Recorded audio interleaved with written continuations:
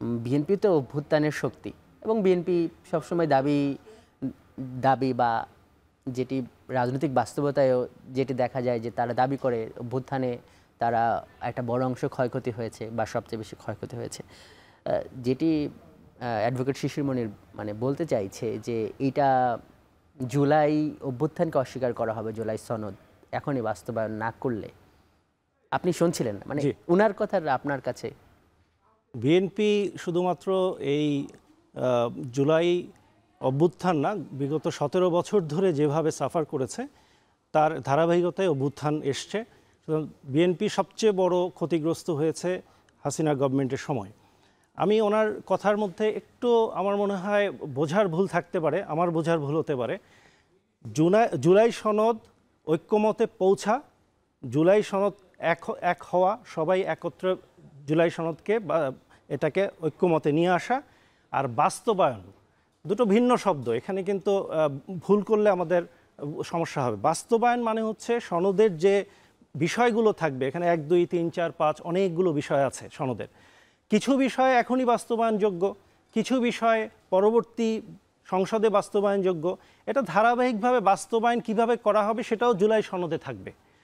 বাস্তবায়ন এখনই করতে হবে এই কথাটা যদি একটা আক্ষরিক অর্থে বলা হয় তাহলে কিন্তু একটা মিসআন্ডারস্ট্যান্ডিং মানুষের মধ্যে চলে আসে। তার মানে কি আমি জুলাই সনদের প্রতিটি যে বিষয় আলোচনা হয়েছে সবগুলোই বাস্তবায়ন করে তারপর নির্বাচনে যাব?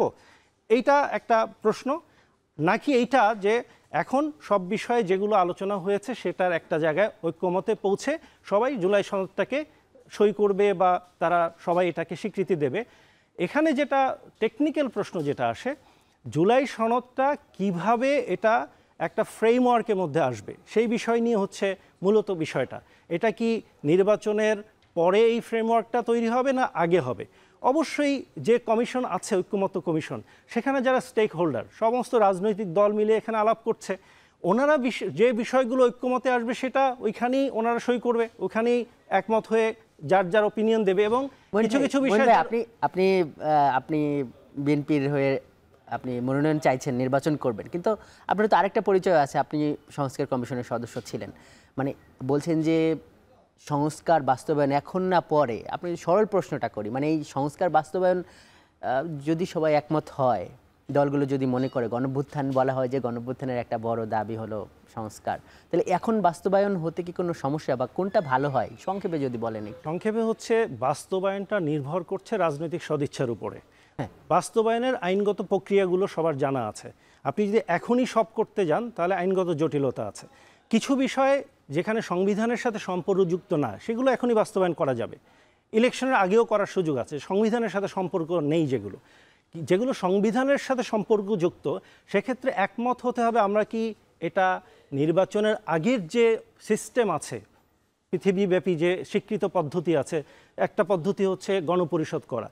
যদি এখন সব রাজনৈতিক দল মিলে বসে সিদ্ধান্ত নেয় যে গণপরিষদ করবে তাহলে এখনও করার সুযোগ আছে।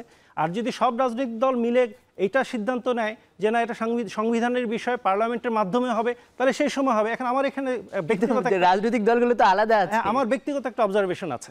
আমরা বলছি ঐক্যমত্য কমিশন, তার মানে আমরা ঐক্যমত হওয়ার পরে আমরা সিদ্ধান্ত নেব।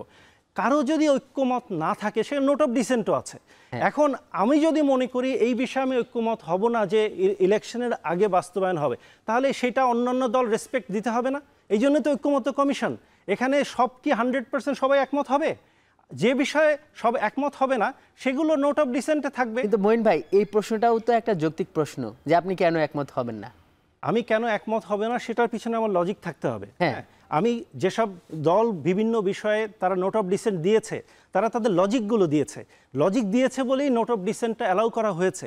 এবং এটা খুব স্বাভাবিক প্রক্রিয়া। আপনি যখন একসাথে বসছেন কিছু কিছু বিষয় আপনি কোনো আপনার রিজার্ভেশন ছাড়াই হতে পারে, এটা আদর্শিক কারণে হতে পারে, দলের ম্যানিফেস্টোর কারণে হতে পারে, দলের কনস্টিটিউশনাল ফ্রেমে হতে পারে যে আমি এই পার্টিকুলার ওয়েটা পছন্দ করি না, সেই জন্য আমি ঐক্যমত্য কমিশনে আমার ঐক্যমত নাই, কিন্তু আমি এটা আমার অবজারভেশন দিয়ে রাখলাম, সেটা নোট অফ ডিসেন্টে চলে আসলো।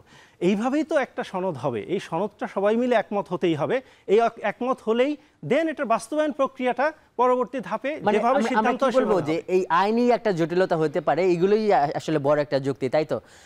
রাজনৈতিক খুব একটা দ্বিমত নেই। মানে মূল সমস্যাটা হচ্ছে বাস্তবায়নের প্রক্রিয়া নিয়ে কেউ কিন্তু সনদ তৈরি হবে না এটা নিয়ে কোনো কারো দ্বিমত নেই, এবং সবাই কিন্তু একসাথে আলোচনা এই জন্যই করছে। কেন নাহলে আলোচনার প্রয়োজনটা কোথায় ছিল?